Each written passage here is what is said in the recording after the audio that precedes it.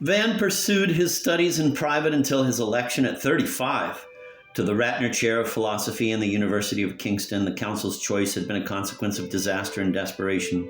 The two other candidates, solid scholars much older and altogether better than he, esteemed even in Tartary, where they often traveled, starry-eyed, hand in hand, had mysteriously vanished, perhaps dying under false names in the never-explained accident above the smiling ocean, at the 11th hour, for the chair was to be dismantled if it remained vacant for a legally limited length of time, so as to give another, less coveted but perfectly good seat the chance to be brought in from the back parlor.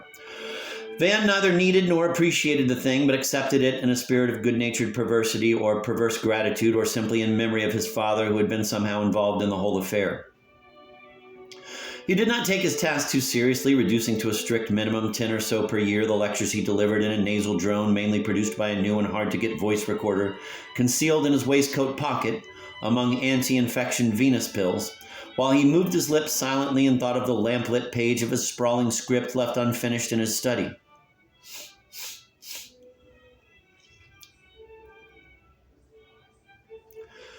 He spent in Kingston a score of dull years, variegated by trips abroad, an obscure figure around which no legends collected in the university or the city. Unbeloved by his austere colleagues, unknown in local pubs, unregretted by male students, he retired in 1922, after which he resided in Europe.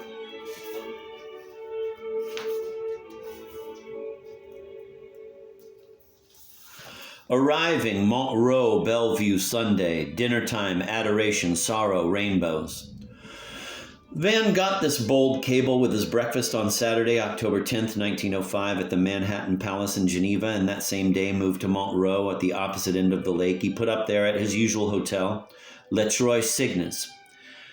Its small, frail, but almost mythically ancient concierge had died during Van's stay 4 years earlier, and instead of wizened to Julian's discreet smile of mysterious complicity that used to shine like a lamp through parchment, the round, rosy face of a recent bellboy, who now wore a frock coat, greeted fat old Van. "Lucien," said Dr. Vien, peering over his spectacles, "I may have, as your predecessor would know, all kinds of queer visitors, magicians, masked ladies, madmen. Que c'est? And I expect miracles of secrecy from all three mute swans. Here's a prefatory bonus. Merci infiniment," said the concierge. And, as usual, Van felt infinitely touched by the courteous hyperbole, provoking no dearth of philosophical thought. He engaged two spacious rooms, 509 and 510, an old-world salon with golden green furniture and a charming bedchamber joined to a square bathroom, evidently converted from an ordinary room around 1875 when the hotel was renovated and splendified. With thrilling anticipation, he read the octagonal cardboard sign on its dainty red string. "Do not disturb. Prière de ne pas déranger." Hang this notice on the door handle outside. Inform telephone exchange. Avisez en particulier la téléphoniste. No emphasis, no limpid-voiced girl in the English version. He ordered an orgy of orchids from the rez-de-chaussée flower shop and one ham sandwich from room service. He survived a long night with alpine choughs heckling a cloudless dawn. In a bed hardly two-thirds the size of the tremendous one at their unforgettable flat 12 years ago, he breakfasted on the balcony and and ignored a reconnoitering gull. He allowed himself an opulent siesta after a late lunch, took a second bath through drowned time, and with stops at every other bench on the promenade, spent a couple of hours strolling over to the new Bellevue Palace just half a mile southeast. One red boat marred the blue mirror. In Casanova's days, there would have been hundreds. The grebes were there for the winter, but the coots had not yet returned. Artists, Manhattan, Montreux. Our little Roos is dead. Vroubel's wonderful picture of father, those demented diamonds staring at me, painted into me. Mount Russet, the forested hill behind the town, lived up to its name and autumnal reputation with a warm glow of curly chestnut trees, and on the opposite shore of Lehman, Lehman meaning lover, loomed the crest of Sex Noir, Black Rock. He felt hot and uncomfortable in silk shirt and gray flannels, one of his older suits that he had chosen because it happened to make him look slimmer. But he should have omitted its tightish waistcoat, nervous as a boy at his first rendezvous. He wondered what better to hope for that her presence should be diluted at once by that of other people, or that she should manage to be alone for the first minutes at least? Did his glasses and short black mustache really make him look younger, as polite whores affirmed?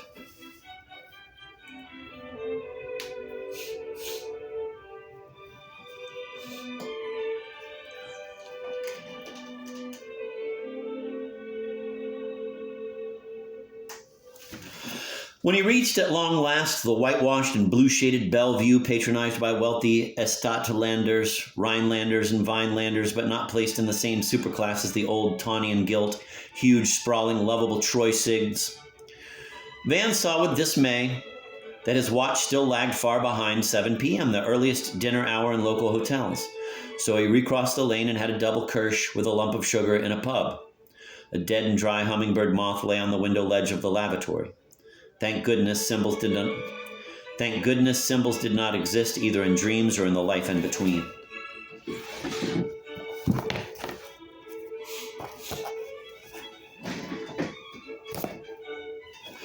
He pushed through the revolving door of the Bellevue, tripped over a gaudy suitcase, and made his entree at a ridiculous run. The concierge snapped at the unfortunate green-aproned camier who had left the bag there. Yes, they were expecting him in the lounge. A German tourist caught up with him to apologize effusively and not without humor for the offending object. Jobect, I was going to say. I think I was going to say jobect instead of object. Woo! A German tourist caught up with him to apologize effusively and not without humor for the offending object, which he said was his. If so, remarked Van, you should not allow spas to slap their stickers on your private appendages. His reply was inept, and the whole episode had a faint paramnesic tang. And next instant, Van was shot dead from behind. Such things happen, some tourists are very unbalanced, and stepped into his next phase of existence.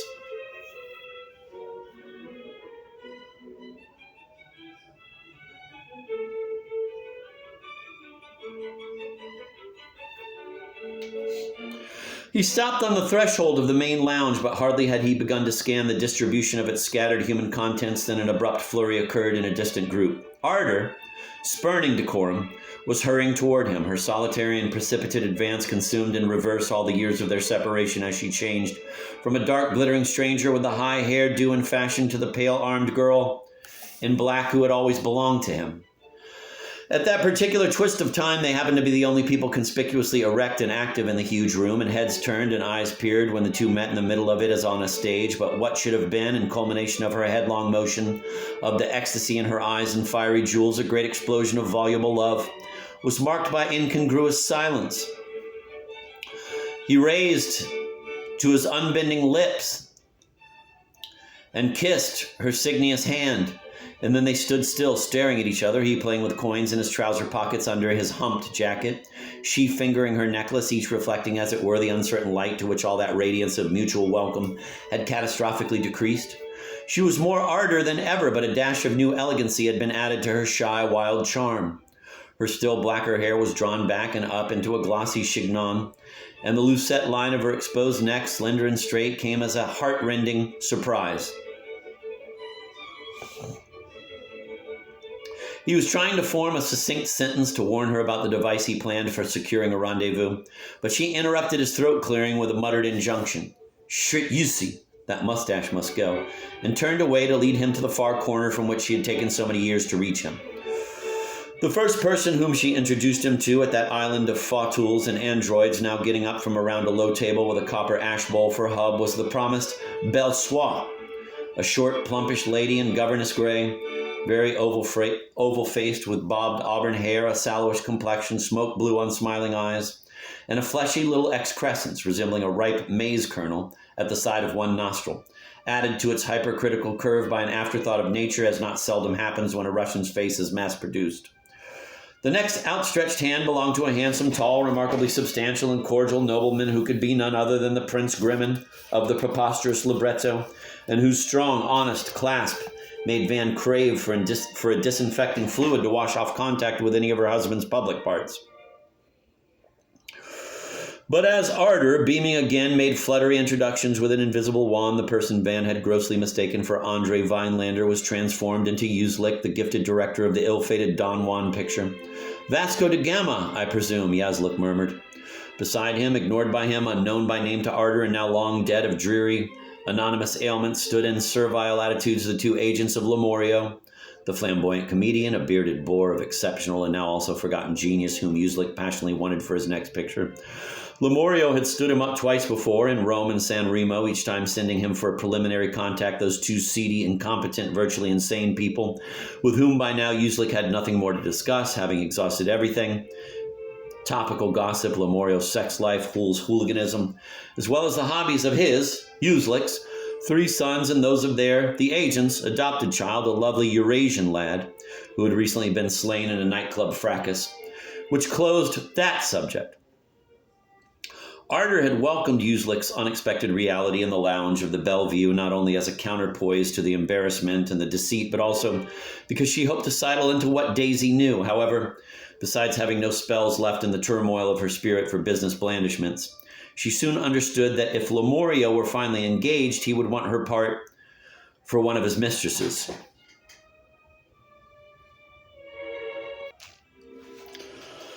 Finally, Van reached Ardor's husband. Van had murdered good Andrei Andreevich Vinelander so often, so thoroughly at all the dark crossroads of the mind that now the poor chap, dressed in a hideous funereal double-breasted suit, with those doe-soft features slapped together anyhow and those sad hound baggy eyes and the dotted lines of sweat on his brow, presented all the depressing features of an unnecessary resurrection.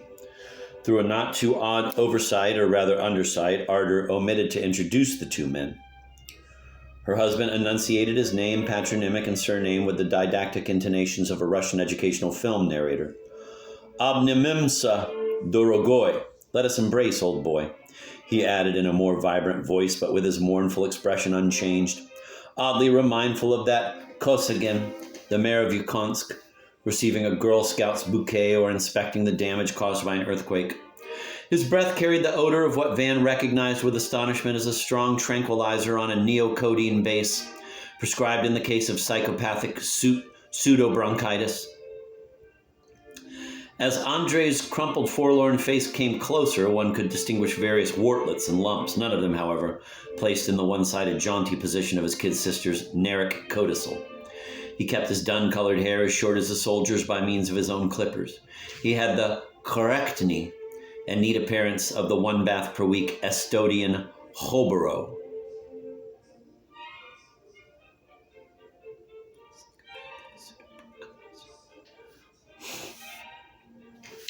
We all flocked to the dining room. Van brushed against the past as he shot an arm out to forestall a door-opening waiter in the past, still fingering his necklace. Recompensed him with a sidelong, dolorous glance. Chance looked after the seating arrangement.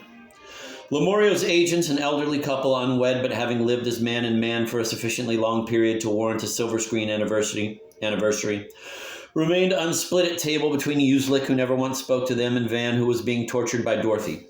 As to Andre, who made a thready sign of the cross over his unbuttonable abdomen before necking in his napkin, he found himself seated between sister and wife. He demanded the carte de Van, affording the real Van mild amusement, but being a hard liquor man, cast only a stunned look at the Swiss white page of the wine list before passing the buck to Ardor, who promptly ordered champagne.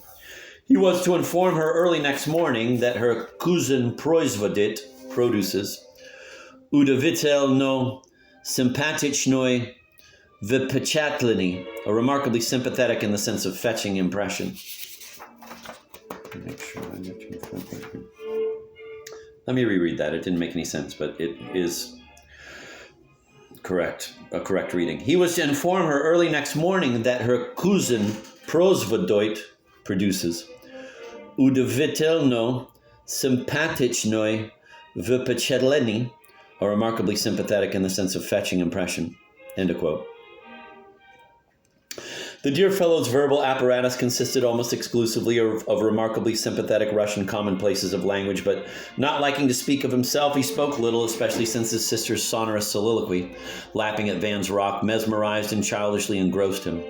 Dorothy preambled her long-delayed report on her pet nightmare with a humble complaint. Of course, I know that for your patients, to have bad dreams is a Zhidovskaya prerogativa, but a reluctant analyst's attention every time it returned to her from his plate fixed itself so insistently on the Greek cross of almost ecclesiastical size shining on her otherwise unremarkable chest that she thought fit to interrupt her narrative, which had to do with the eruption of a dream volcano, to say, I gather from your writings that you are a terrible cynic. Oh, I quite agree with Simon Trazer that a dash of cynicism adorns a real man, yet I'd like to warn you that I object to anti-orthodox jokes in case you intend making one.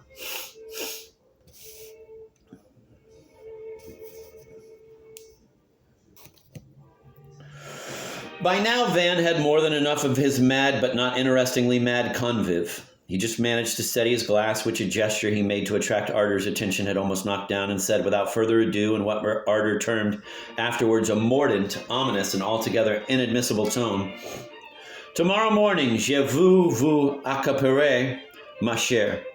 As my lawyer, or yours, or both, have perhaps informed you, Lucette's accounts in several Swiss banks.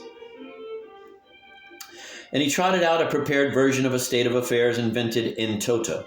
I suggest, he added, that if you have no other engagements, sending a questioning glance that avoided the Vinelanders by leaping across and around the three cinematists, all of whom nodded in idiotic approval, you and I go to see Maître Jurat, or Raton, name escapes me, my advisor, enfin, in Luzon, half an hour drive from here, who has given me certain papers which I have at my hotel, and which I must have you sign with a sigh. The matter is tedious. All right? All right. But Arter, clarioned Dora, you forget that tomorrow morning we wanted to visit the Institute of Floral Harmony in the Chateau Piron. You'll do it after tomorrow, or Tuesday week, said Van. I'd gladly drive all three of you to that fascinating lieu de méditation, but my fast little Unseretti seats only one passenger, and that business of untraceable deposits is terribly urgent, I think.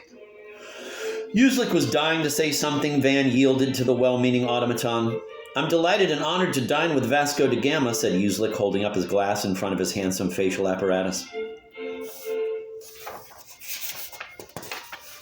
The same garbling, and this gave Van a clue to Uslik's source of recondite information, occurred in the chimes of Chose, a memoir by a former chum of Van's, now Lord Chose, which had climbed and still clung to the bestseller trellis, mainly because of several indecent but very funny references to the Villa Venus and Ranton Brooks.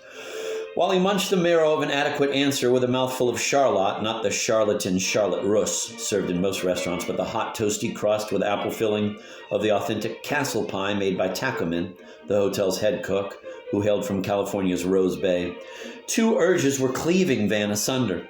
One to insult Uslik for having placed his hand on Arter's when asking her to pass him the butter 2 or 3 courses ago. He was incomparably more jealous of that liquid-eyed male than of Andre, and remembered with a shiver of pride and hate how on New Year's Eve 1893 he had lashed out at a relative of his, foppish Van Zimski, who had permitted himself a similar caress when visiting their restaurant table, and whose jaw he had broken later under some pretext or other at the Young Prince's Club. And the other to tell Uslik how much he had admired Don Juan's last fling. Not being able, for obvious reasons, to satisfy urge number 1, he dismissed number 2 as secretly smacking of a poltroon's politeness and contented himself with replying, after swallowing his amber-soaked mash, Jack Chose's book is certainly most entertaining, especially that bit about apples and diarrhea, and the excerpts from the Venus Shell album. Uslik's eyes darted aside in specious recollection, whereupon he bowed in effusive tribute to a common memory. But the rascal should have neither divulged my name nor botched my thespianym. During that dismal dinner, enlivened only by the Charlotte and 5 bottles of Moet, out of which Van consumed more than 3, he avoided looking at that part of Arter which is called the face, a vivid, divine, mysteriously shocking part, which, in that essential form, is rarely met with among human beings. Pasty and warty marks do not count. Arter, on the other hand, could not help her dark eyes from turning to him every other moment, as if with each glance she regained her balance. But when the company went back to the lounge and finished their coffee there, difficulties of focalization began to beset Van, whose points de repere disastrously decreased after the 3 cinematists had left. Andre, a dushka, darling. Razkaji, Ji pro rancho, pro Scott. Tell me about the ranch, the cattle. Imuje, liobopitno. It cannot fail to interest him. Arter, as if coming out of a trance. O chiom ti, you were saying something? Andre. Yo goveryu. Razkaji. Imu pro tvoyo. Jityo bityo. I was saying, tell him about your daily life, your habitual existence. Avos zaglianet kinam. Maybe he'd look us up. Arter. Ostov. Chto tem interesnago. What's so interesting about it? Dasha, turning to Ivan. Don't listen to her. Masa interesnago. Heaps of interesting stuff. Delo brata ogromno. Volnoyeshchi. Delo. Treboyeshchi ne minshitruda. Chim uchionaya. Dissertatia. His business is a big thing, quite as demanding as the scholars. Nashi sel. Skohozi. Aisvieni ya. Machini I itini.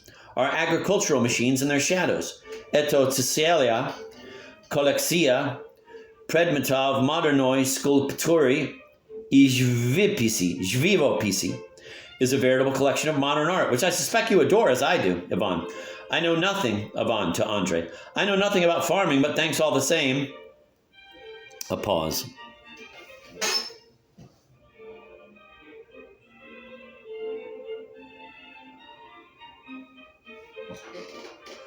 Ivan, not quite knowing what to add. Yes, I would certainly like to see your machinery someday. Those things always remind me of long-necked prehistoric monsters sort of grazing here and there, you know, or just brooding over the sorrows of extinction. But perhaps I'm thinking of excavators? Dorothy.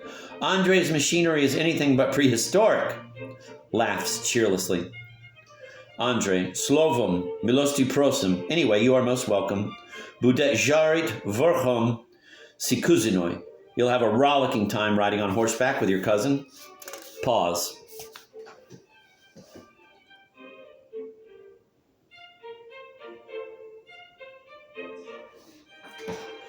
Yvonne to Arter. 9:30 tomorrow morning won't be too early for you? I'm at the Troy Sigs. I'll come to fetch you in my tiny car. Not on horseback. Smiles like a corpse at Andre. Dasha. Dovolnoi skuchno. Rather a pity that Arter's visit to lovely Lake Lehman need be spoiled by sessions with lawyers and bankers. I'm sure you can satisfy most of those needs by having her come a few times chez vous and not to Lausanne or Geneva.